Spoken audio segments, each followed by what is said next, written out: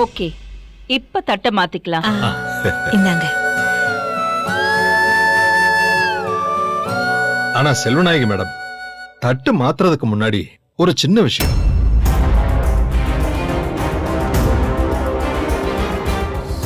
எங்களுக்கு ஒரு சின்ன குறை.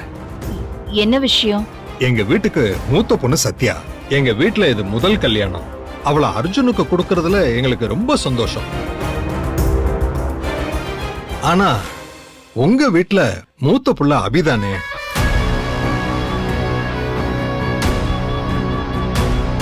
அபிக்கு கல்யாணம் நடக்காம அர்ஜுனுக்கு கல்யாணம் பண்ணா ஊர் உலகம் எப்படி எடுத்துக்கோன்னு தெரியலையே. எங்க சொந்தக்காரங்களும் ஒரு மாதிரி பேசுவாங்க மேடம். நீங்க ஒரு பெரிய விவிஐபி. உங்களை பத்தி இது சம்பந்தமா மீடியால நியூஸ் வருமே மேடம்.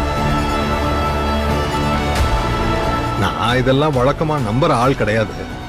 ஆனா உங்களுக்கு மனசு கஷ்டமா இருக்குமே.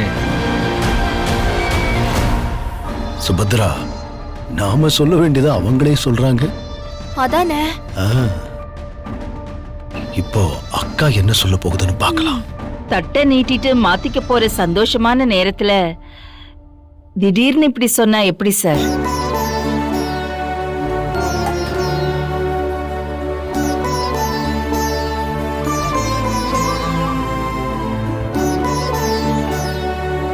நான் அபிக்கும் அம்மாதான்.